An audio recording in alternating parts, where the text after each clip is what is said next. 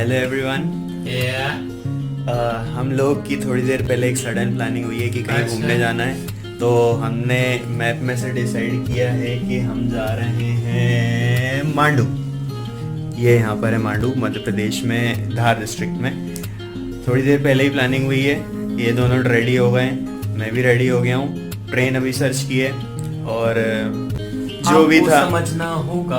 Train search आपने अभी की है, पर ट्रेन डेली चलती है 19304 भोपाल से इंदौर के लिए 11 बजे निकलेगी। सुबह 5 बजे हम इंदौर पहुंचेंगे। First of all, we'll go from Bhopal to Indore, then after that we'll go from Indore to Mandu actually. ठीक है, तो अभी भी देख सकते हैं आपकी कुछ क्लियर हमें पता नहीं है, इंदौर पहुंच के देखेंगे क्या होने वाला है। तो that's it for now. We'll catch up you with late. एक मिनट, मैं आपको कुछ दिखाना चाहता हूँ। मैप में हमने जो चीज सर्च की है मैं बता देता हूँ। This is Mandu, this is Dhar district. ये थोड़ा आपके नॉलेज के लिए था, ठीक है। This is it for now, bye.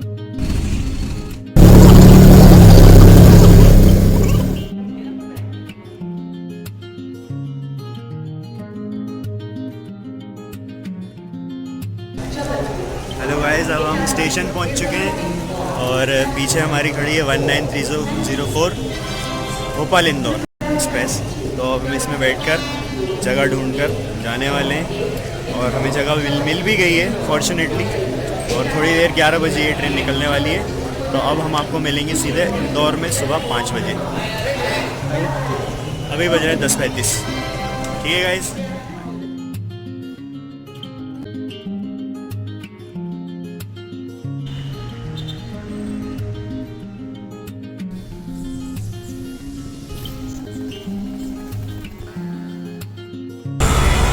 Hello guys, अब हम इंदौर आ चुके हैं and it is spine chilling cold here and you can see the fog, everywhere is fog and ये जो जगह है ये भारत देश की सबसे स्वच्छ जगहों है में से एक है। और समय हो रहा है 5:20। तो अब यहाँ से क्या करना होगा हमें? किधर चलेंगे आप? पहले तो हम कोई जगह ढूंढेंगे जहाँ हम कुछ खा सकें, चाय पी सकें। उसके बाद आगे की यात्रा के प्रबंध किए जाएंगे। बस कहाँ से मिलेगी वो सब हम देखेंगे। चलिए ठीक है, फिर मिलते हैं आगे के सफ़र पर। Good bye.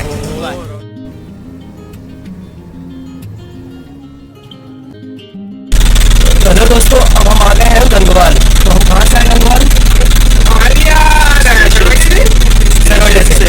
ओके, तो मतलब आपको जब आप भोपाल से आएंगे तो भोपाल से आपको इंदौर आना होगा। इंदौर के मेन स्टेशन से आपको गंगवाल आना पड़ेगा बस स्टैंड। फिर वहाँ से आपको मिलेगी मांडू की लेबर।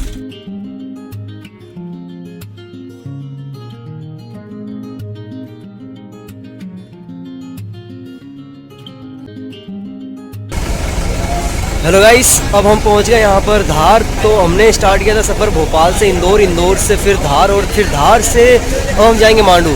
तो यहाँ से फिर जो रास्ता होता है थोड़ा कच्चा रास्ता होता है, तो इसलिए जो रास्ते कच्चे होते हैं तो उसके लिए कुछ इस प्रकार की आपको गाड़ी दिख रही है। कुछ इस प्रकार की गाड़ियाँ चलती हैं यहाँ से, जो कि ये पहुँचा देती है तकरीबन 1.5 से 2 घंटे में। अभी समय हो रहा है 7:45, मतलब 7:45। यहाँ से बस चलेगी, ये चलेगी यहाँ से 8 बजे, फिर हमें पहुँचा देगी वहाँ पर 1.5 घंटे में। फिर वहाँ से जो सफ़र होगा हम जो तय करेंगे, हम आपको बताएंगे कि आगे किस तरीके का दृश्य देखने को मिलता है हमें मांडू में, जो कि इतिहास के पन्नों में बहुत अच्छी खूबसूरती दर्ज है। तो देखना चाहते हैं कि किस प्रकार का उसका परिदृश्य है जो दिखाता है। और मैं आपको दिखाना चाहूँगा, देखिए कि जो धार है वहाँ पर ये सूरज उदय हो चुका है, पीछे देखिए आप। तो इस नए सूरज के साथ, एक नई शुरुआत के साथ, एक नए सफ़र के साथ हम निकले हैं और समझने की कोशिश करते हैं किस प्रकार की इंडिया है।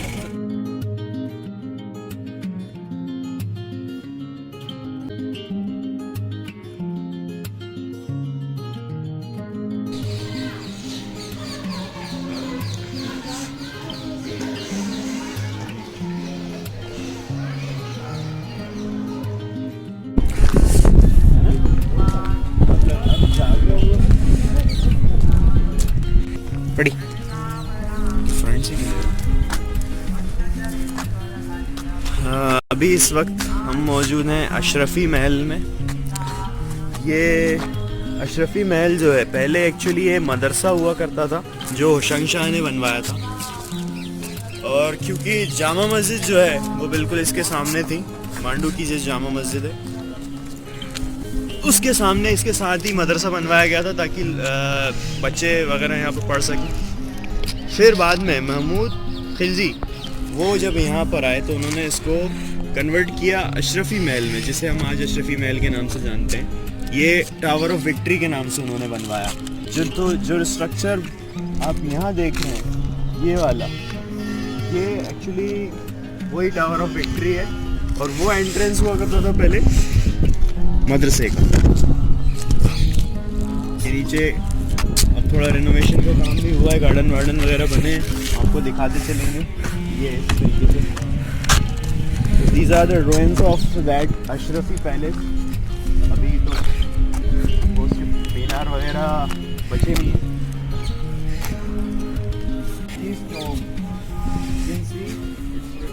वीडियो बना रहा है ना, उससे स्क्रीनशॉट ले ले।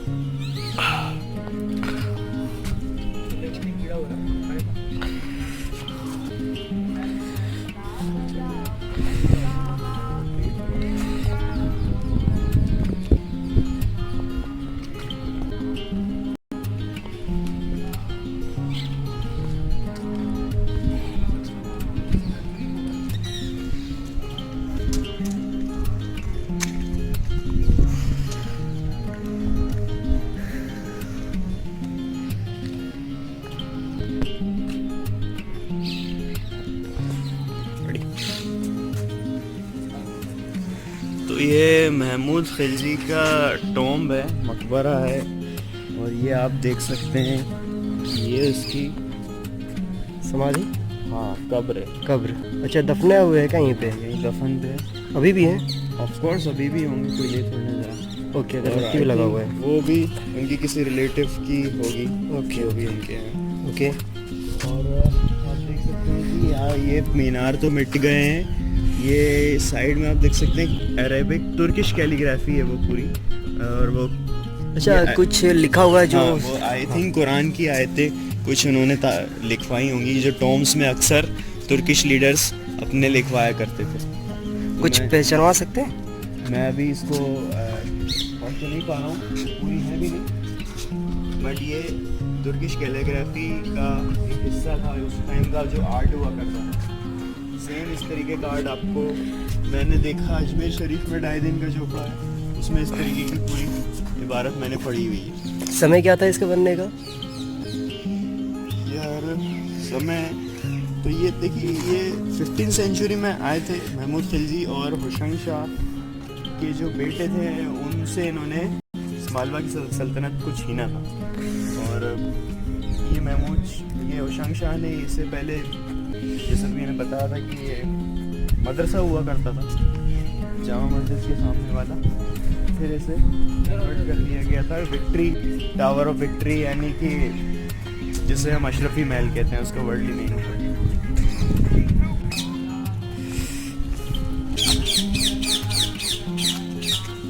देखते हैं।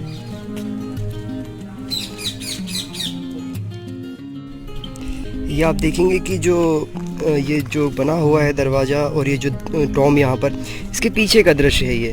तो इसके पीछे जो है यहाँ पे भी बहुत सारे गेट बने हुए हैं। यदि मैं नीचे आपको दिखाता हूँ टॉप व्यू से, तो आप देखेंगे कि यहाँ पे बहुत सारे ऐसे हिस्से हैं, यहाँ पे ढांचे हैं जो अभी भी बने हुए हैं, लेकिन ये टूटे हुए भी हैं। तो ये देखा जा सकता है कि इसका पीछे का भी हिस्सा था, ये आप देखेंगे टॉप व्यू से इसका। तो इसमें बहुत सारे खाँचे हैं, दरवाजे हैं, गेट हैं, और ये वाला आप देखेंगे यहाँ पर भी एक दरवाज़ा है। तो ये इस पूरे टॉम का पीछे का हिस्सा है। और फिर जो अभी आप देखेंगे तो ये पूरे उसके पीछे क्या है, यहाँ पर पेड़ पौधे लगा दिए गए हैं।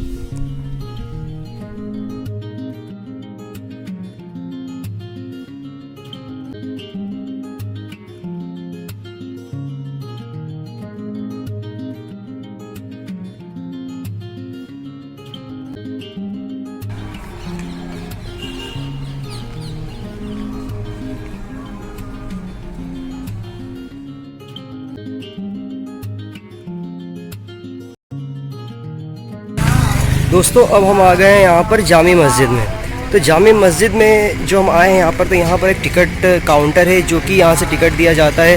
तो यहाँ पर लिखा हुआ है भारतीय नागरिक के लिए 25 रुपये टिकट चार्ज है यहाँ पर, और जो विदेशी नागरिक है मतलब जो फॉरेनर्स हैं उनके लिए 300 रुपये यहाँ पर चार्ज रखा गया है।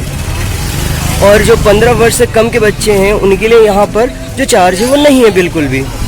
तो देखिए यहाँ पर इसके इतिहास क्या है इसकी हिस्ट्री जामा मस्जिद की। तो यहाँ पर जो जामी मस्जिद है यहाँ पर लिखा हुआ है कि इस विशाल मस्जिद का निर्माण मांडव मतलब मांडू के जो सुल्तान थे होशंग शाह थ्योरी ने आरंभ किया था। वह इसका कार्य जो है महमूद शाह खिलजी ने सन 1454 में पूरा किया था। भारत की बड़ी मस्जिदों में इसकी गणना की जाती है। जाली और रंगीन टाइलों के निर्माण, गुंबजों व मेहराबों के दृश्य जो भीतरी विशाल चौक में से दिखाई देती है, उसके लिए इसके विशेष महत्व है। इसी के पश्चिमी जो कि दीवालों है सुंदर जो कृतियाँ हैं, मेहराब है और ऊंची मंच, ये सारे जो है ये जो यहाँ पर बने हुए स्मारक है यह एक हिंदू शैली का प्रतीक बताते हैं। तो ये इसका पूरा जो हिस्ट्री है छोटा सा ब्रीफ इसमें बताया गया है। और आप देख सकते हैं ये वाला जो मांडू का जो मैप है मतलब फोर्ट का जो मैप है वो कुछ इस तरीके से डिज़ाइन है।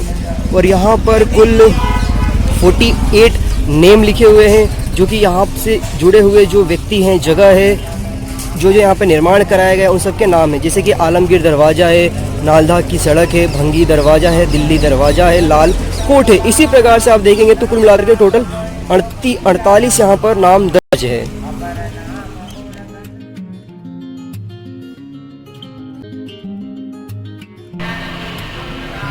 ये अब देखेंगे कि अब हम अंदर आ चुके हैं। वो जो डोम आप सामने से देख रहे थे तो ये उसके अंदर का दृश्य है।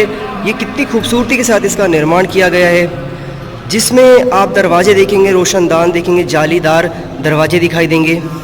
ये दरवाजे इतने खूबसूरती से बनाए गए हैं। इसका निर्माण 1454 ईस्वी में कंप्लीट कराया गया था मोहम्मद शाह खिलजी के द्वारा। तो ये जो डोम है, डोम के ऊपर आप देखेंगे कि ये किस प्रकार से इसकी खूबसूरती का नज़ारा यहाँ पर दिखाई देता है। और इसमें सारे जो दरवाजे हैं ये देखेंगे सारे दरवाजे जालीदार हैं, इसमें से रोशनी आती है।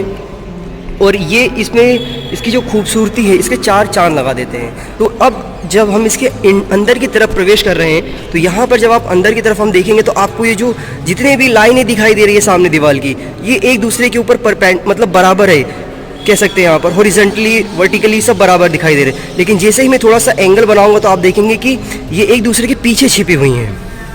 तो ये इतनी शानदार कलाकृति का नज़ारा, आर्किटेक्चर का नमूना पेश किया गया है आज से मतलब 500 वर्ष पहले।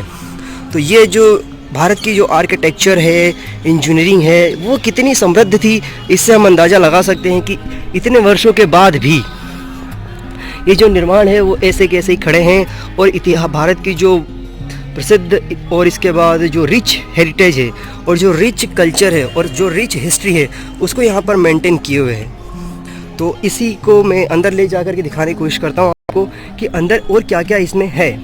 तो ये देखेंगे आप, जैसे जैसे मैं एंगल बना रहा हूँ तो एंगल के साथ साथ आप देख रहे हैं यहाँ पर कि जो ये खंबे हैं ये खंबे दूर होते जा रहे हैं। मतलब यहाँ पर खंबे जो है एंगल से भी दिखाई दे रहे हैं। और जैसे जैसे मैं फिर सामने आ रहा हूँ तो आप देखेंगे सारे के सारे जो खंबे हैं ना एक दूसरे के पीछे ओवरलैप हो जा रहे हैं। तो ये ओवरलैप बताता है कि किस प्रकार से यहाँ पर एक एक डिग्री का भी ख्याल रखा गया है कि थोड़ी सी भी 1 डिग्री भी अगर बदली जाए यहाँ से तो उसका जो पीछे का जो पोल होंगे वो हाइड नहीं होंगे। ये देखिए, अब आप देखेंगे कितनी खूबसूरती से बनाया गया है कि इसमें जो जितनी तरह से आप देखेंगे इसके एंगल को, ये एंगल अपने आप में ही खूबसूरती को बताते हैं। भवन निर्माण की जो कलाकृति है, जो कला है उसको बताते हैं। फिर आप ये जो गेप में देख रहे हैं यहाँ पर भी एक निर्माण हुआ करता था। ये मेरे उंगलियों के निशाने पर देखिए, यहाँ पर भी निर्माण था लेकिन ये तोड़ दिया गया। इसके बारे में जो जानकारी है वो मुझे स्पष्ट तो नहीं है, लेकिन इसको तोड़ा गया है और जिसका एक हिस्सा इसको तोड़ करके खंडित कर दिया गया है। अब हम प्रवेश कर चुके हैं इस भवन के अंदर। तो अंदर आप देखेंगे कितनी खूबसूरती के साथ इसमें डिज़ाइनिंग की गई है। इसकी जो आर्किटेक्चर है, गुंबज है, इसमें हर एक 4 खंभों के बीच में एक गुंबज दिखाई देगा। आप ये देख सकते हैं कितनी खूबसूरती के साथ इसका नज़ारा प्रस्तुत किया गया है। इसमें जो एंगल है विशेष रूप से ध्यान रखे गए हैं कि थोड़ा सा भी इसमें एंगल परिवर्तित ना हो। तो ये जो एंगल है ये भारत की जो फिर से कहूँगा कि जो एक प्रसिद्ध और एक नायाब तोहफ़ा जो कह सकते हैं आर्किटेक्चर का, ये सारे भवन दिखाई देते हैं। ये देखेंगे आप, ये सारे के सारे अगर आप एंगल से देखेंगे तो एक दूसरे के पीछे छुप जाते हैं ये सारे पोल। यदि आप सामने आकर के देखते हैं तो भी एक दूसरे के पीछे छुप जाते हैं ये पोल। और इसके बाद जो बीच में दरारें हैं, इन दरारों से भी एक दूसरे दरारे को देखा जा सकता है। तो कितनी नायाब तरीके से आज से 500 साल पहले ऐसे भवन का निर्माण किया गया था। ये वो जो सामने आपको जगह दिख रही है जहाँ राहुल भाई घूम रहे हैं। आओ आगे। हाँ, तो आकिब ये जो आप बताना चाह रहे हैं, ये क्या किस प्रकार का दृश्य है, मतलब क्या है ये इस जगह ये जो स्ट्रक्चर है, आर्किटेक्चर है? स्ट्रक्चर आर्किटेक्चर की तो बात नहीं, मैं आपको बता दूं कि मस्जिद का जो ये हिस्सा होता है, ये इसको मेहराब बोलते हैं। ओके। यहाँ पर इमाम खड़ा होकर नमाज को प्रोसीड करता है। ओके। पीछे उसके मुक्तदी खड़े होते हैं जो पीछे उसके इमाम नमाज पढ़ते हैं। सीढ़ियों वाला ये दिख रहा है, इसको मिंबर बोलते हैं। इसका क्या महत्व होता है? इस पर फ्राइडे को सेरमन्स होते हैं। मतलब आज भी मस्जिदों में इस तरह के स्ट्रक्चर होते हैं, छोटे होते हैं, इतने बड़े नहीं होते, जहाँ पर इमाम साहब खड़े होकर खुतबा देते हैं या सेरमन देते हैं, इसको बोलते हैं। सेरमन मतलब रिलीजियस स्पीच। ओके। और ये जो सामने ये जो बना हुआ है, इसका क्या विशेष महत्व है?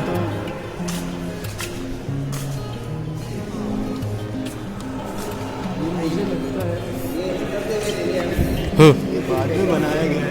अच्छा, ये स्ट्रक्चर बाद में बना हुआ है। स्ट्रक्चर बाद में बनाया गया और आई थिंक ये रेस्टिंग प्लेस होगी किसी को बैठने के लिए। इस पे कुछ बना हुआ भी आप देखेंगे, यहाँ पर कुछ डिज़ाइनिंग की गई है, कलाकृति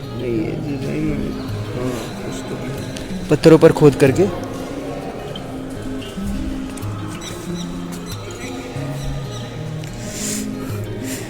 तो ये आप देखेंगे कि अभी इस पूरे जो दृश्य था, ये जो पूरा का पूरा जो मस्जिद है, इसके बारे में भी आकिब ने बताया है। तो क्योंकि उससे एक अच्छी जानकारी है इस्लामिक धर्म की, उससे अच्छी एक पहचान कह सकते हैं कि यहाँ पे समझ है, वो चीज़ों को समझता है और इसी के आधार पर वो जो जानकारियाँ हैं उसके पास, उसी के बेसिस पे बताने की कोशिश करता है। और हम जो ये देख रहे हैं सारा, ये जो उसी मस्जिद का एक हिस्सा है जो कि इतने अच्छे डिज़ाइन के साथ इसमें बनाया गया है। और ये बहुत बड़ा प्रेमाइसेस है, ये इतना बड़ा प्रेमाइसेस है। मैं पूछूंगा कि कितने इसमें कैपेसिटी हो सकती है, कितने लोग यहाँ पर बैठ सकते हैं, मतलब जब नमाज अदा करते हैं तो कितने लोगों की यहाँ पे कैपेसिटी है। तो आखिर यहाँ पर कितने लोगों मतलब कैपेसिटी होगी जो एक साथ बैठ करके नमाज? मेरे ख्याल में यहाँ पर 1000 के लोग करीब बन जाएंगे। मतलब इस पूरे अंदर जो प्रेमाइसेस है इसमें पूरे प्रेमाइसेस। ओके, मतलब ये 1000 लोगों की पूरी कैपेसिटी है। भाई ये मेरा अंदाज़ा है। हाँ, मतलब अंदाज़ा ही है पूरा, एक हम ऐसा कोई फिक्स डेटा नहीं बता रहे। तो ये एक दृश्य है जो हमने दिखाने की कोशिश किया। फिर आप इसका टॉप व्यू देखेंगे तो ये भी अपने आप में एक नायाब तोहफा है जो कि आज के समय बहुत मुश्किल से बनेंगे। यहाँ पर आप ये जो इस डिज़ाइन के अंदर जो पत्थर देख रहे हैं, ये ब्लैक ग्रेनाइट है, ये मार्बल है, और बाहर जो स्ट्रक्चर है ये यहाँ पे लाल वाला पत्थर है। तो जो मालवा में जो पहाड़ी क्षेत्र है वहाँ पर ये पत्थर तो अवेलेबल होता है, ये रेड वाला जो आप देख रहे हैं। ये जो अंदर का ये मार्बल है और ये ब्लैक ग्रेनाइट है, ये मंगाया गया उस दौर में जो अभी तक इसमें लगाया गया है। यहाँ होता नहीं है, हमारे जबलपुर साइड ये इस टाइप के पत्थर होते हैं, उस दौर में ये चीज़ ट्रांसपोर्ट की गई। अच्छा, कि ये जो डिज़ाइन ये है, जो ये स्ट्रक्चर है, मतलब आज से 500 साल पहले बनाए गए हैं। तो ये जैसे कि किस आर्किटेक्चर, किस सभ्यता, मतलब इंडियन है या फिर अरब के साइड के लोगों का है? मुझे तो लगता है क्योंकि शुरू करवाई थी हुसैन शाह ने, उसको कंप्लीट करवाया था महमूद खिलजी ने। तो ये दो एक अलग अलग एरा के बादशाहों से मिलकर बनाया गया है। तो इसमें तुर्किश आर्किटेक्चर भी इन्वॉल्व है। अच्छा, मुझे ये वाला दृश्य देख करके कुछ याद आ रहा है। ये मुंबई का जो एयरपोर्ट है, ओके, हाँ, मुंबई का जो एयरपोर्ट है उसका डिज़ाइन थोड़ा सा दिखाई दे रहा है। मतलब ये वाला जो स्ट्रक्चर है, जो दिस इज एब्सोल्युटली एस्टोनिशिंग कि इतनी सफाई से उस दौर हाँ, आज से 500 साल घर पहले बनाए हुए होंगे। ये अपने आप में अद्भुत एक चीज़ देखने लायक है। और क्योंकि आप अब देखें कि सिमेट्रिकल कितना हाँ, है ये। मतलब अगर थोड़ा सा भी एंगल आज अगर तो बदला हमारे जा पास रहा है। बहुत सारी मेजरिंग टेक्निक्स हैं, और लेकिन इमेजिन 500 साल पहले किस तरीके से किया गया होगा। और जब मैं बाहर पढ़ रहा था तो इसमें और भी जानकारी लिखी हुई थी, जैसे कि जब 1455 में जब ये कंप्लीट हुआ तो उस समय बहुत सारे ऐसे जो हिंदू के जो डिज़ाइन होते थे उसको भी इसमें यूज़ किया गया, क्योंकि जब तक 1500 सेंचुरी तक ऐसे मतलब जो मुगल्स थे वो अच्छे खासे तरीके से इंडिया में फ्लरिश हो चुके थे और उनने बहुत सारे उस समय तक डिज़ाइन बना चुके थे वो। गाइस अब हम जा रहे हैं होशंग शाह जाने का रास्ता। तो होशंग शाह जाने का जो रास्ता उधर हम एंटर करते हैं। आज भी बस्ती है उनकी यादें। वाह वाह वाह वाह वाह वाह।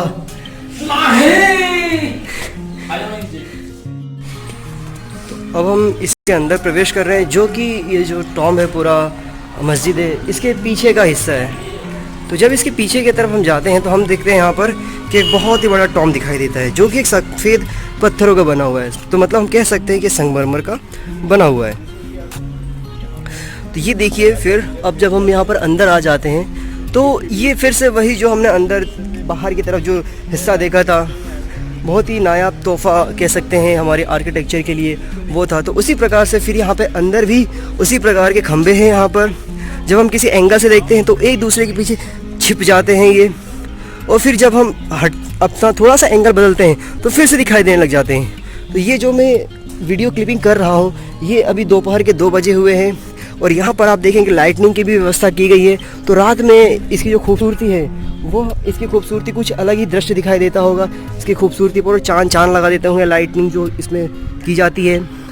तो यहाँ से मैं आपको कोशिश करूँगा दिखाने की कि यहाँ से आप देखेंगे पूरे 4 टॉम्ब, जिसमें से आपको 2 दिखाई देंगे सफ़ेद संगमरमर के बने हुए और 2 यहाँ पर ब्लैक दिखाई देंगे। तो जो ब्लैक वाला है वह उस पर कह सकते हैं कि जो जंग कजी है उसके बनने से हुआ है, और जो सफ़ेद संगमरमर है, सफ़ेद संगमरमर की हालांकि कलर जो है थोड़ी सी ख़राब हो चुकी है, क्योंकि एनवायरनमेंट किसी को नहीं बख्शता है।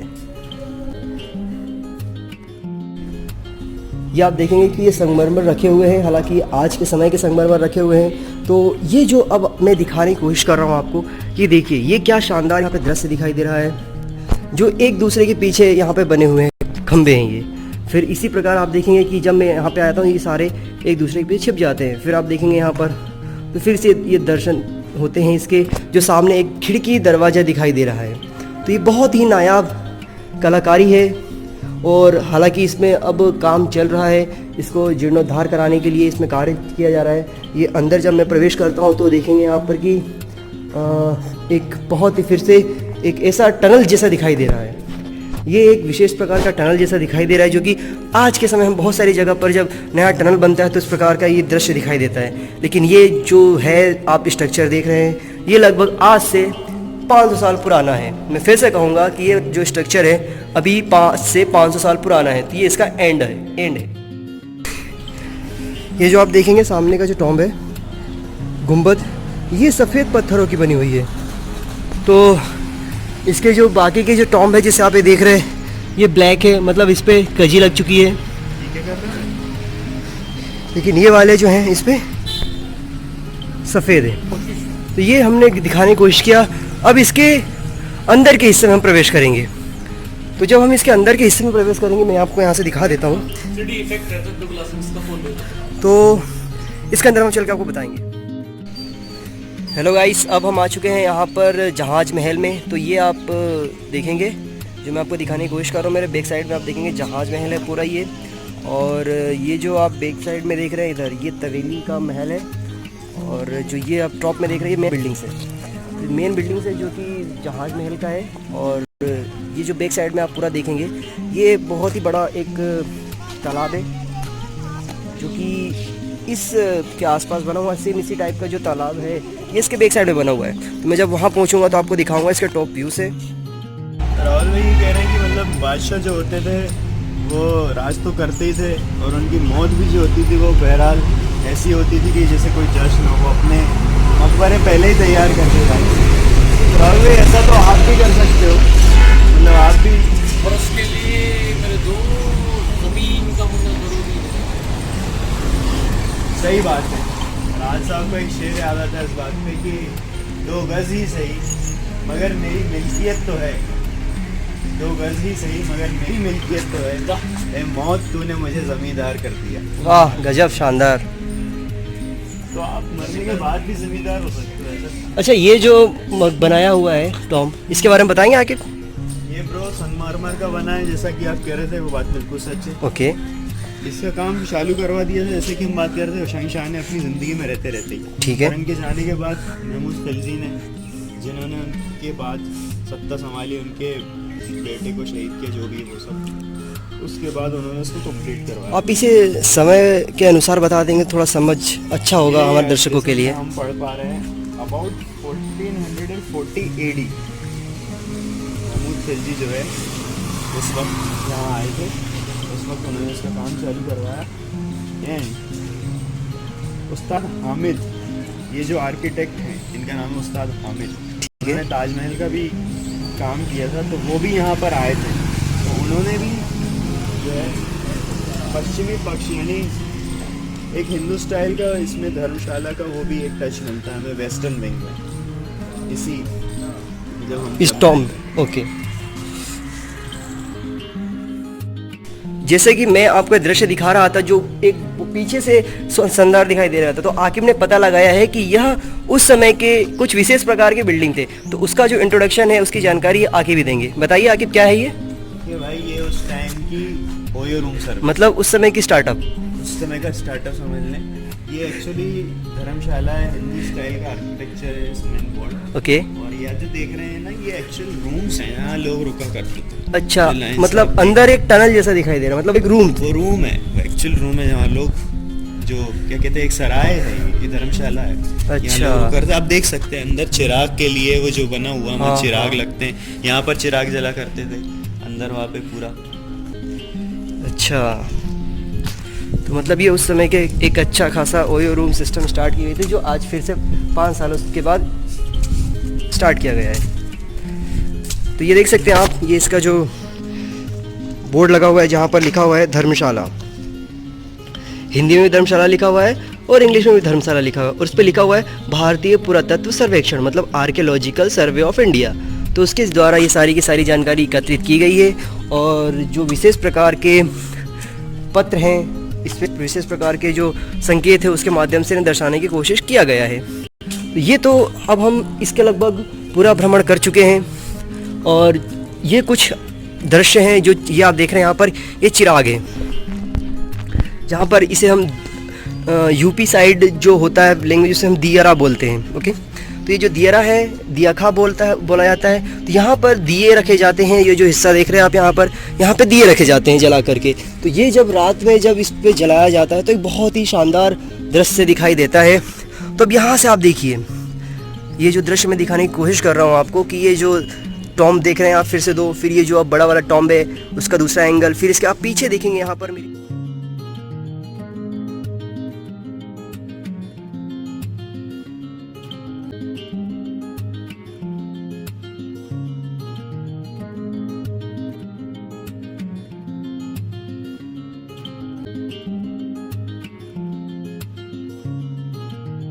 ये है प्राचीन हिंदू बावड़ी, एंशंट हिंदू बावड़ी। तो ये देखेंगे हम किस प्रकार से जो बावड़ियाँ हुआ करती थी वो ऐसे हुआ करती थी। आप देखेंगे यहाँ पे बावड़ी है, जो कि एक विशेष प्रकार से इसकी डिज़ाइनिंग की गई है, एक स्ट्रक्चर बनाया हुआ है।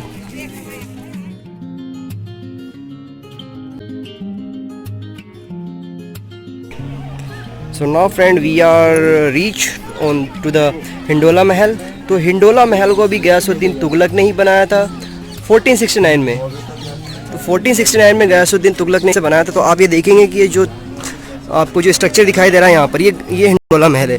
हिंडोला महल इसका नाम इसलिए रखा गया है कि ये जो आप देख रहे हैं, एक विशेष प्रकार के ये इंक्लिनेशन के साथ एक विशेष प्रकार का एंगल बनाते हुए रखा गया है ये। तो ये इसी विशेष प्रकार के एंगल की वजह से ही इसे झूले की तरह दिखाई देने के कारण इसे हिंडोला महल रखा गया है इसका नाम। तो ये बनाया गया था गयासुद्दीन तुगलक के द्वारा।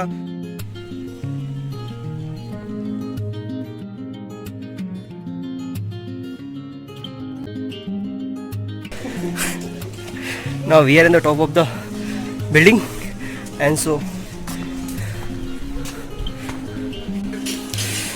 अभी आ चुके हम यहाँ पर लास्ट में टॉप पे। अब देखेंगे यहाँ से तालाब के नज़ारे। तो ये है, और जो आप सामने देख रहे हैं वो म्यूज़ियम है। सामने जो आप मेरे उंगलियों के निशाने पर देख रहे हैं वहाँ पर म्यूज़ियम है। तो जो भी यहाँ पे महत्वपूर्ण चीज़ें हैं वो वहाँ पर सुरक्षित रखी गई हैं। और ये तालाब है जहाज महल का। अब मैं इसके सबसे लास्ट बिल्डिंग पर आ गया हूँ, टॉप पर। तो ये मैं आपको दिखाने की कोशिश करूँगा। ये देख सकते हैं मेरे दोस्तों, और मेरे जो दो मित्र हैं आकिब और राहुल जी वहाँ पर हैं। ये कुछ बोलना चाहते हैं राहुल भैया जी, बोलिए सर। हम अपनी बेगम साहिबा से ये कह रहे थे कि हमारे महल की सबसे ख़ास जगहों में से ये यहाँ से आप देख सकते, हम अपनी रियासत का नज़ारा भी देख सकते हैं।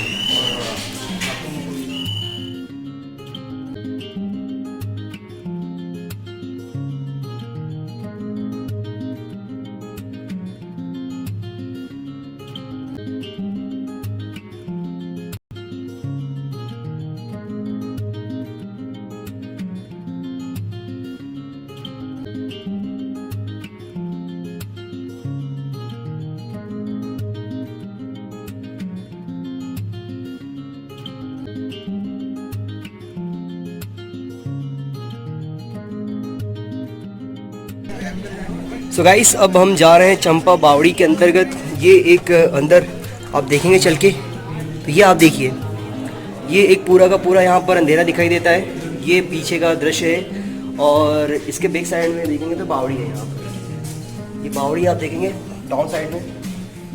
यहाँ पर हालांकि भी पानी नहीं है, और बहुत सारा रिस्ट्रिक्टेड एरिया है। ये यहाँ पर बंद किया हुआ है, और ये मैं आपको अंदर लेके जा रहा हूँ। तो ये देखिए, फिर से आपको मैं दिखाऊंगा। यहाँ पर ये फिर से एक बावड़ी है। ये यहाँ पर पानी फिर नहीं है इसमें। ये देखिए टॉप में, फिर ये सारे अंदर ही है। मतलब एक विशेष प्रकार से ये भूल भुलैया टाइप का डिज़ाइन किया हुआ स्ट्रक्चर है ये, जो अपने आप में ही बहुत ही भूल भुलैया है ये। और मेरे जो दोस्त थे आकिब और राहुल भैया, वो मुझे खुद नहीं पता कहाँ पर है, क्योंकि मैं उन्हें भूल चुका हूँ इसके अंतर्गत, इस भीड़ में, इस भूल भुलैया में। क्योंकि बहुत ही खतरनाक है। हालांकि वो मुझे मिल गए। हाय Aqib,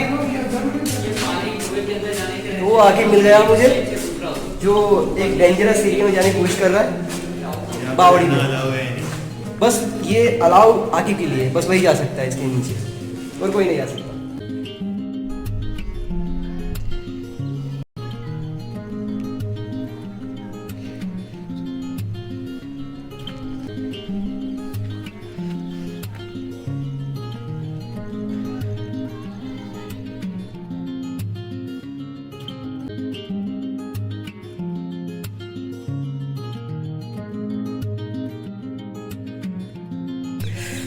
Now friends, we are reach on the top of the महल। सो यहाँ पर हम देखेंगे कि ये जो सारे आप सामने देख रहे हैं यहाँ पर महल है, फिर ये तालाब है जिसमें पानी भरा हुआ है। तो ये यहाँ से मैं पूरा आपको जो महल है इसका टॉप व्यू दिखाने की कोशिश कर रहा हूँ। तो ये महल है पूरा। यहाँ पे बहुत सारे सैलानी आए हुए हैं, बहुत सारे जो टूरिस्ट है देखने हुए हैं इस पूरे दृश्य को, इस पूरे महल को। तो ये देखिए, ये पूरा टॉप व्यू से दिखा रहा हूँ मैं आप लोगों को सीन कि किस प्रकार से है ये, किस प्रकार से कलाकृतियाँ हैं डिज़ाइन की हुई है इसमें। और वो मेरे जो दोनों मित्र हैं आकिब जावेद खान और राहुल साहू जी बैठे हुए हैं, जो पूरी तरह से मज़े कर चुके हैं। और इसके बाद हम प्लान करते हैं, देखते हैं कहाँ जाना है हमें, क्योंकि लगभग ये जो पूरा का पूरा महल है इसे हम घूम चुके हैं। और जो भी फ़ोटोज़ रहेंगे वो बाकायदा इस वीडियो में आपको दिखाई जाएगी जो हमने फ़ोटो लिए हैं। तो चलिए फिर से मिलेंगे आगे के सफ़र पे, जब जहाँ हम पहुँचेंगे उसके बारे में आपको बताएंगे।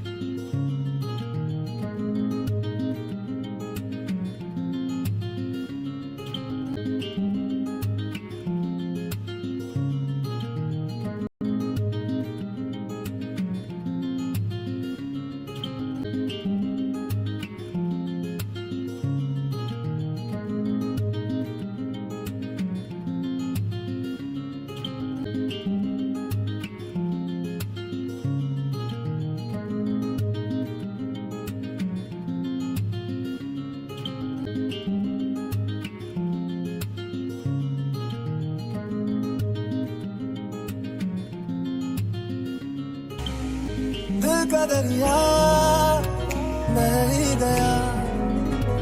मेरी राहें तेरे तक है, खुद को मुझे तू सौंप दे।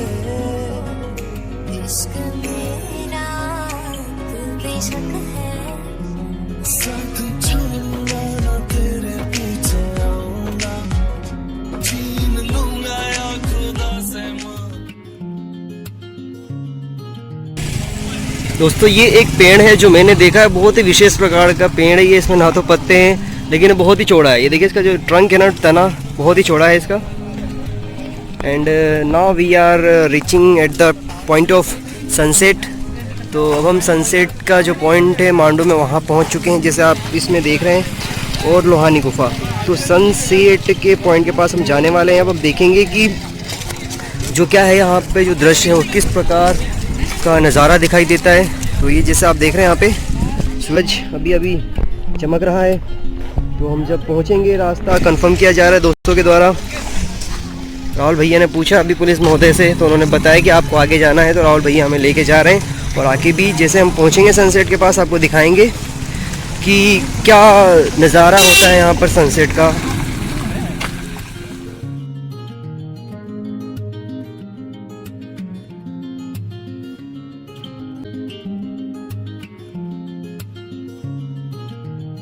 हेलो गाइस, अब हम सनसेट की तरफ जा रहे हैं। तो यहाँ पर जो हमारे राहुल भैया हैं और आकिब एक विशेष प्रकार की एक्ट करेंगे जिसे हम देखेंगे।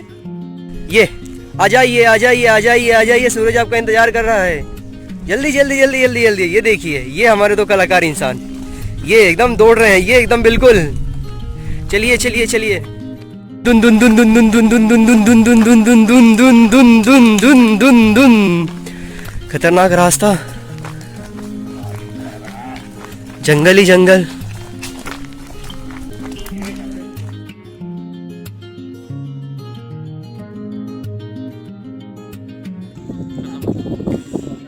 दोस्तों ये देखिए अब सनसेट हो रहा है, लगभग अपने अंतिम पॉइंट पर ये जा चुका है। 1 मिनट के अंदर ये सन अब सेट हो जाएगा।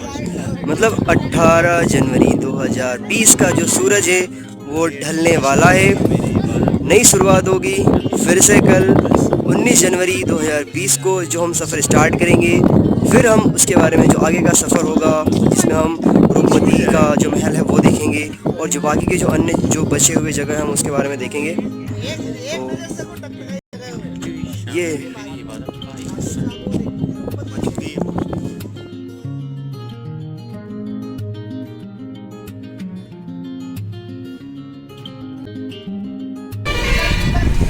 तो ये ये अब यहाँ पर शिप आ चुकी हैं एंड ऊँट, मतलब भेड़ और ऊँट यहाँ पे दर्शन हो रहा है, मतलब दिखाई दे रहा है।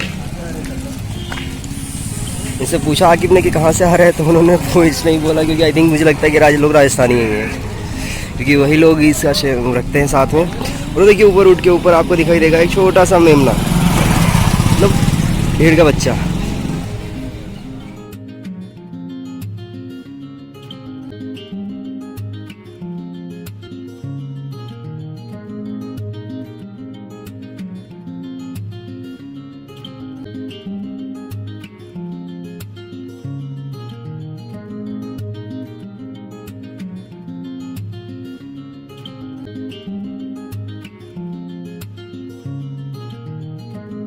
हाय फ्रेंड्स, अब हम आ चुके हैं यहाँ पर बाज बहादुर एवं रूपमती का महल देखने के लिए। तो अभी हम यहाँ पे पहुँचे, तो यहाँ पर टिकट घर है जो कि भारत सरकार द्वारा बनाया हुआ टिकट घर है, जहाँ पे चार्जेस अभी भी 25 रुपये है। तो अब यहाँ पर हम स्टार्ट कर चुके हैं अपनी जर्नी को। जो यहाँ से सेकेंड डे है हमारा राजा रानी रूपमती का, राजा बाज बहादुर शाह का जो मकबरा है, जो उसके बिल्डिंग्स है, वो सब देखने के लिए निकले हम। जैसे ही पीछे देख रहे हैं मेरे पीछे, यहाँ से एंट्री गेट है। हम लोगों ने वहाँ से जो रेस्ट हाउस था वहाँ से गाड़ी बुक की है। फिर इसके बाद हम यहाँ आगे के लिए बढ़े, और इसके अंदर की जो भी सीन होगा मैं आपको दिखाऊंगा। तो चलिए मिलते हैं फिर अंदर।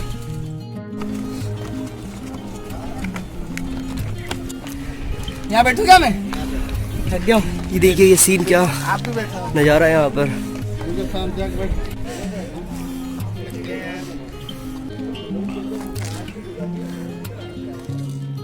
रूपमती पूजा करना है, उसके हाथ में थाली होती है, तो थाली के अंदर दीपक होते हैं। हम लोग पूजा करते हैं ना, दीपक होते हैं। तो बाज बहादुर रूपमती को देखकर अपने मन ही मन में ऐसा होता है कि थाली में पूजा के दीपक, दीपक के विश्वास के मोती, थाली में पूजा के दीपक के विश्वास के मोती। एक पूजा समझते हैं तो क्या बोल रहा है कि एक पुजारन मंदिर आए, आकर उसने जोत जलाई। पुणे बेटा बाज बहादुर सोच रहा मन ही मन, ये तो है भूत पूजा के काबिल, पूजा गाने के कोई सुंदर के लोग उसकी पूजा करते हैं। इसे कहा जाता है अस्तबल, लाइक घोड़ों को बांधने का तबेला। और साइड में एक पानी का टैंक है, अभी हम जाएंगे ऑन द वे दिखेगा आपको, उसे वाटर टैंक कहा जाता है। तो मैंने आपको जो इको पॉइंट बताया था कि मांडू की हर एक बिल्डिंग में कंपलसरी पानी का टैंक या स्टेप वेल थी। तो इस बिल्डिंग के पूरा टेरेस का पानी ऊपर से आकर टैंक में कलेक्ट होता था, और बाद में उसका पानी पीने के लिए, वापरने के लिए यूज में लेते थे। ये देखिए अस्तबल, अभी टैंक को देखते हुए आगे बढ़ने का है और खाली झुकना है, खाली बापू नहीं। तो फ्रेंड्स अब हम यहाँ पर आ चुके हैं रूपमती के जो मंडप है वहाँ पर। तो इसके बारे में आगे बताएंगे। आगे क्या है ये एक्चुअली एक बहुत हाइटेड वॉच टावर है जिससे रूपमती नर्मदा के दर्शन करते हैं। अच्छा, मतलब जैसा जो हमने पढ़ा है हिस्ट्री में, मतलब वो जगह है जहाँ से ये नर्मदा के दर्शन करती थी, जो उन्होंने शर्त रखी थी। बाज बहादुर ने उनके लिए बनवाया था हाइट से। अच्छा मैं दिखा देता हूँ, देखिए ये वाला जो है यहाँ से। चलिए ठीक है दोस्तों, मेन बिल्डिंग में आ गए। यहाँ पर ये बहुत ही पतला सुरंग है जहाँ से ऊपर चढ़ने का रास्ता बता रहा है आखिर। और यहाँ पर एक बार में एक ही आदमी जा सकता है, क्योंकि बाज बहादुर चाहते नहीं थे कि रूपमती के साथ कोई जाए, तो वो अकेली ही जाती। और जितना सकरा ये रास्ता है उससे हमें पता चलता है कि रूपमती कितनी मेंटेन है। बहुत अच्छा होगा। चलो फिर तो देखते हैं हम ऊपर चल के। तो आगे में जैसा ऐसा इन्फॉर्मेशन थी वो मुझे देने की कोशिश करी और हमने आपको पहुंचाने की कोशिश करी है।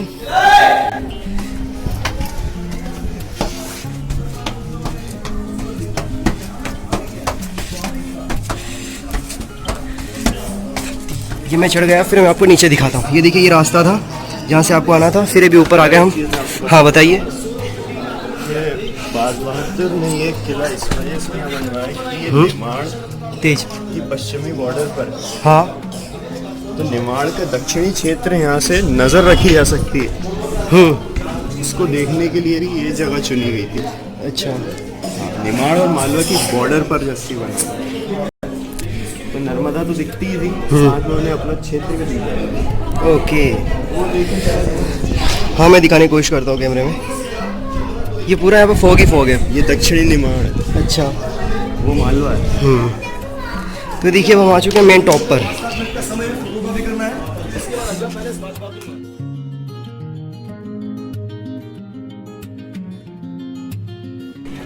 तो दोस्तों हम यहाँ पर आ चुके हैं बिल्डिंग में, जो मेन रूपमती का महल है। ये देखिए आप, जो रूपमती का महल है ये पूरा इधर से दृश्य है। ये कुछ इस प्रकार से निर्माण किया हुआ था भवनों का। यहाँ पे बहुत सारे स्कूलों के बच्चे आए हुए हैं देखने के लिए। और यहाँ से रूपमती जो है, जिन्होंने शर्त रखी थी बाज बहादुर के सामने कि मैं तुमसे तभी शादी करूँगी जब मैं अपना धर्म परिवर्तित नहीं करूँगी और डेली नर्मदा की मैं पूजा करूँगी। तो उसकी वजह से बाज बहादुर शाह ने ये भवन का निर्माण कराया था। तो यहाँ से जो आप देख रहे हैं, ये जितने भी खाई दिख रही है, यहाँ पे जो नर्मदा का जो एरिया है, कैचमेंट एरिया, हालांकि इस जगह पे नहीं आते लेकिन उसके कुछ पानी जो है इस क्षेत्र में आता है, तो यहाँ से वो देखती थी।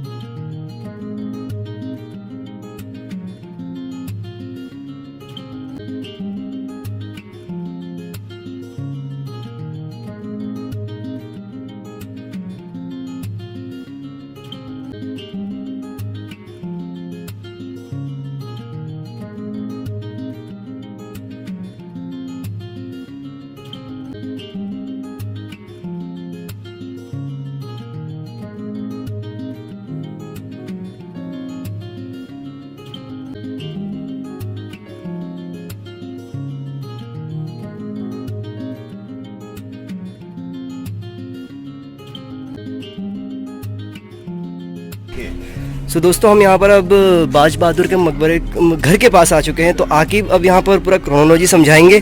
तो हाँ आकिब, क्या था इसका क्रोनोलॉजी? देखिए, पहले आई रूपमती रेवा कुंड में, फिर आए बाज बहादुर। हाँ। तो उन्होंने रूपमती को रेवा कुंड में देखा। हाँ। तो उन्होंने कहा यार ये जो है इनको मैं देखना चाहता हूँ हर रोज। तो उन्होंने रेवा कुंड के जस्ट सामने यहाँ पर अपना महल बनवाया। ये वाला जो हम अभी घुसने वाले हैं। ओके। तो ये वो जगह थी जहाँ से बाज बहादुर रूपमती के दर्शन करते थे। ओके। इससे पहले जो किला हम गए थे, जो बाज बहादुर ने बाद में रूपमती के लिए बनवाया, वहाँ से रूपमती बाज बहादुर के दर्शन करती थी और नर्मदा के लिए। ये क्रोनोलॉजी। ओके, तो मुझे उम्मीद है कि आप लोगों को पूरी क्रोनोलॉजी स्पष्ट रूप से समझ में आ चुकी होगी। तो अब हम अंदर जाएंगे, तो अंदर की जो भी सीन है हम दिखाने की कोशिश करेंगे। So now let's go.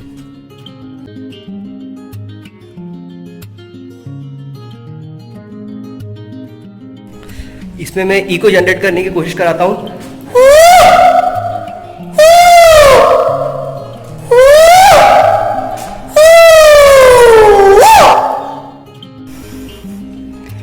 सब ऊपर आ गए।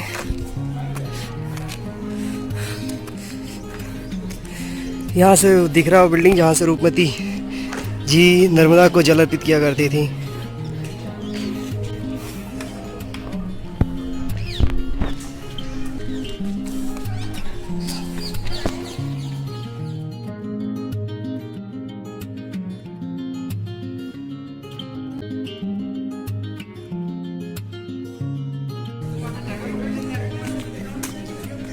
अब हम बाहर की तरफ प्रस्थान करते हुए, ये बच्चे हैं कुछ यहाँ पर ये स्टंट दिखाते हुए। हमने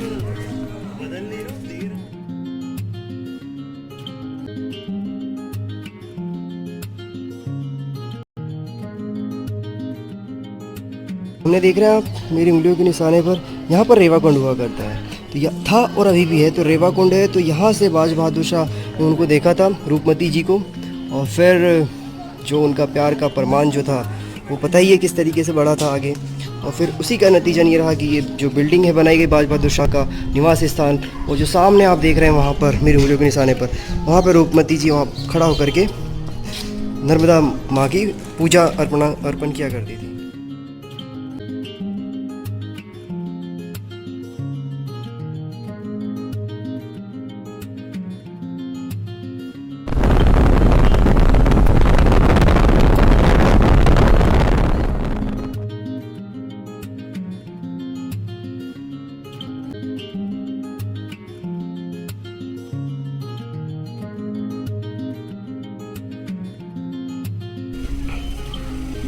ये क्या भैया? ये गुंजा बोलते हैं। और ये वाला? ये सालम।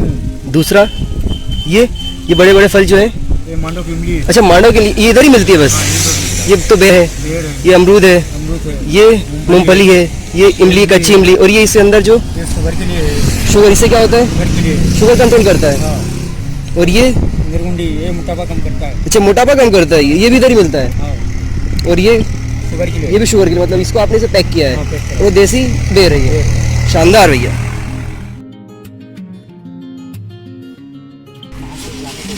ये इको पॉइंट है दोस्तों।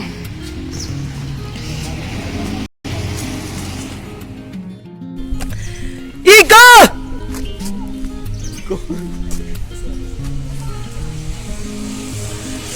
हेलो,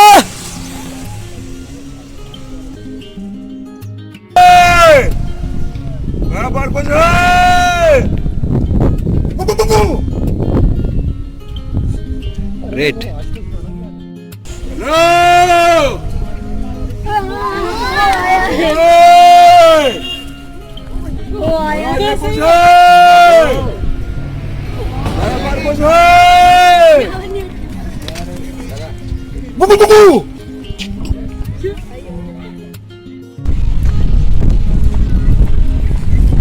मैं जा रहा हूँ मकबरे की तरफ जो बनाया हुआ है।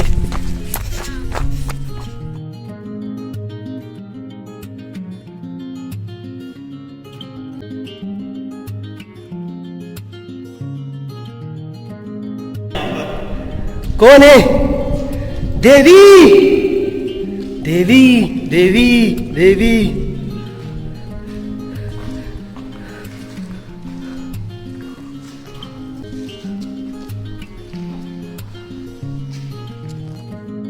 किधर जा रहे हैं हम? 56 महल। अच्छा 56 महल, 56 महल।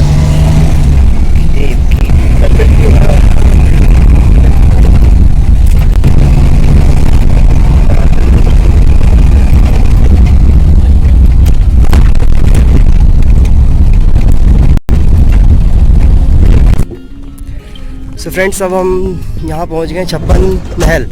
तो यहाँ पे बताया जा रहा है कि संग्रहालय है, आर्कियोलॉजिकल सर्वे ऑफ इंडिया का म्यूज़ियम है यहाँ पर, मांडू डिस्ट्रिक्ट, मांडू में धार डिस्ट्रिक्ट। सो हम एंटर करने वाले हैं, हमारे दोनों सहयोगी आगे चल रहे हैं।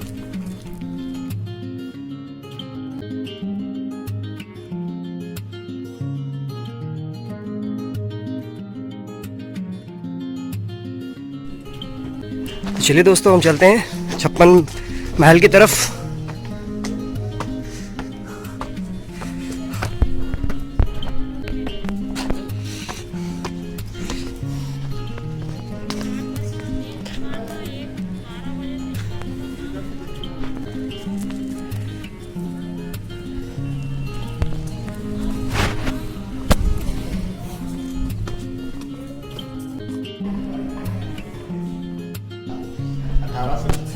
निर्माण हुआ था और 1856 के साल में पूरे देश में अकाल पड़ा था।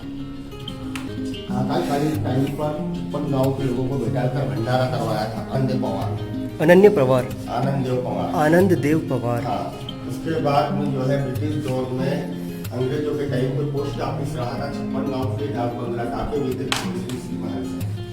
अभी आदिवासी कल्चर, उनकी कलाकृति, संस्कृति गवर्नमेंट ने जमा के रखा है। उधर साइड में बहुत गुम्बद दिखाई दे रहा है, तो ब्रिटिश दौर जो अंग्रेजों और मुगल कालीन टाइम का सैनिक छावनी था। अभी वर्तमान में सन 2002 में पुरातत्व विभाग ने गाँव कस्बों से जहाँ जहाँ से अवशेष, मूर्तियाँ और खुदाई से में जितने भी जो अवशेष मिले वो सारा म्यूजियम संग्रहालय के अंदर जमा हुआ है। ठीक है ना?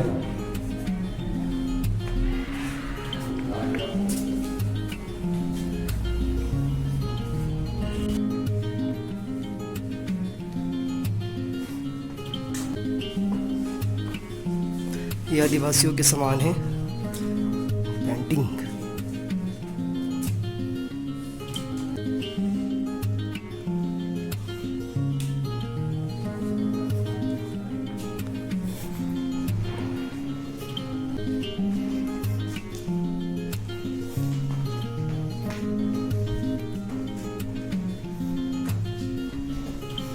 अंदर जा सकते हैं? सामान को आपने लगा। हाँ,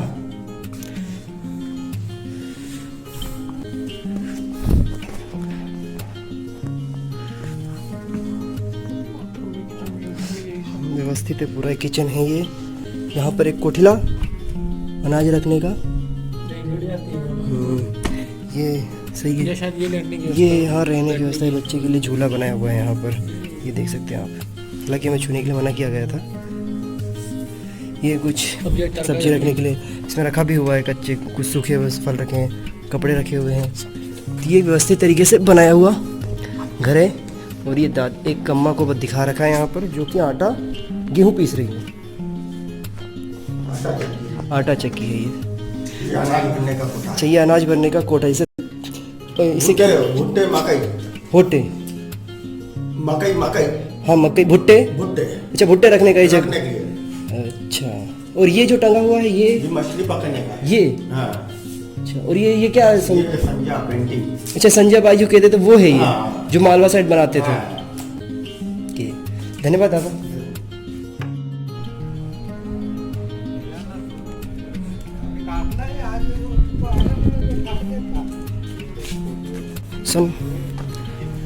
सो now we are entering in the museum. So यहाँ पर आप देखेंगे बहुत सारी तस्वीरें हैं, मूर्तियाँ हैं जो बनी हुई है। बहुत पुरानी पुरानी मूर्तियाँ हैं, जैसे ये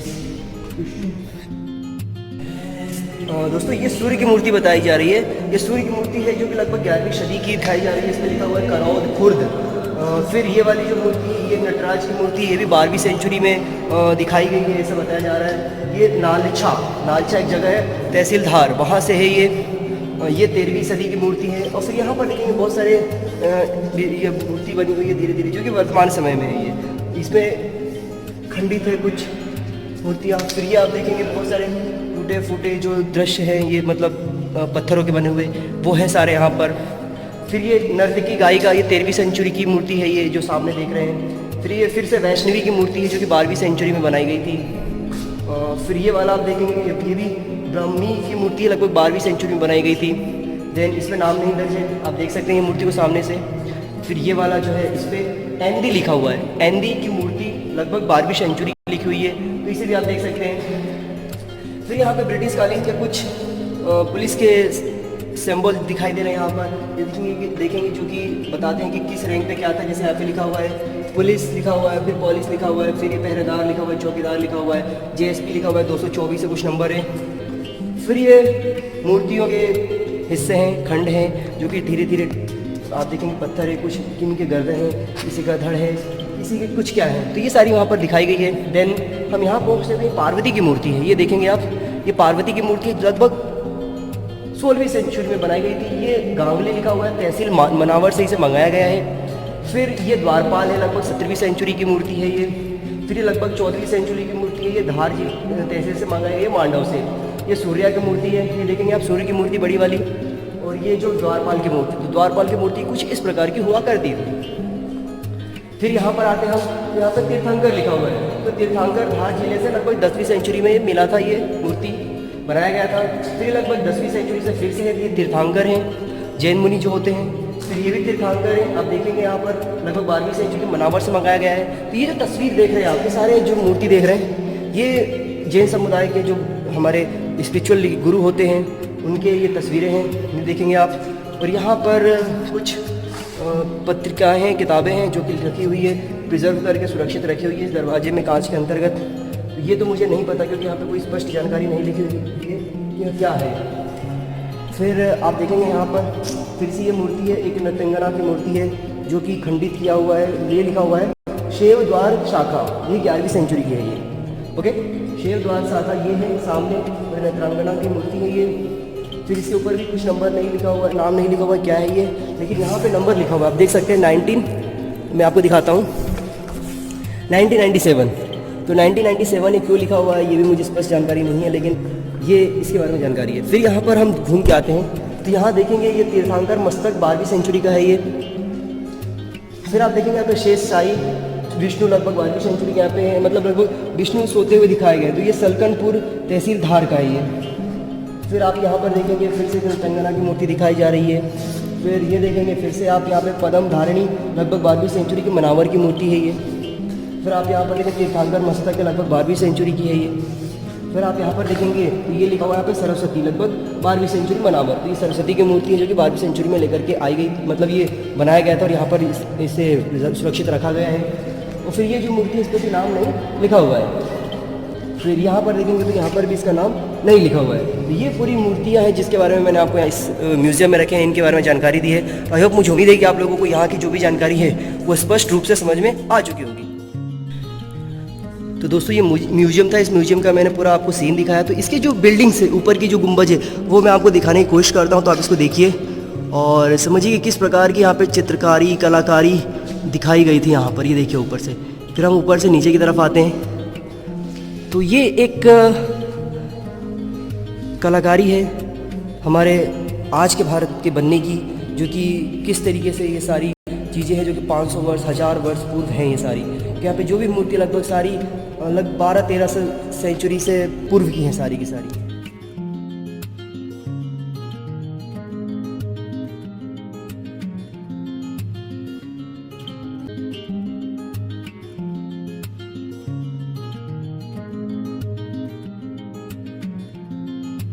ये हम लोग जो खड़े हैं ना बेसाल्ट प्लेटू के ऊपर खड़े हैं, मालवा ट्रैप हिस्ट्री में है, ज्योग्राफी नेशनल ज्योग्राफी में देख सकते हो आप। ये मालवा ट्रैप का एरिया है, central of India Madhya Pradesh.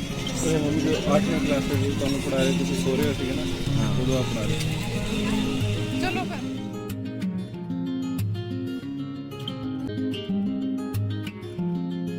Who suggested you to all that? See that?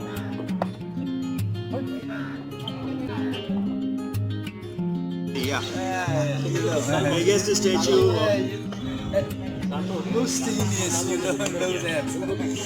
is the newest statue here, recently built, and China helped us to build it actually.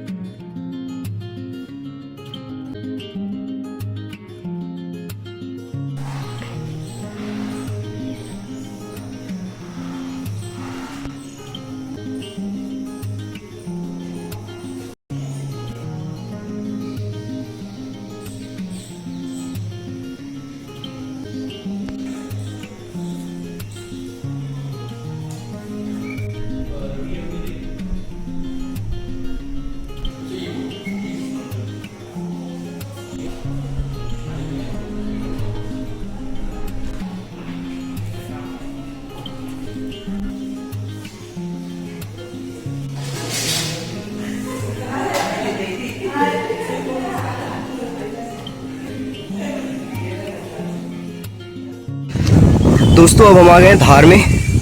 तो ये आप जो देख रहे हैं ना, ये धार का किला है। ये मैं ऐसे दिखाने की कोशिश कर रहा हूँ। ये पूरा धार का किला बनाया हुआ है। एक धार का ये हिस्सा है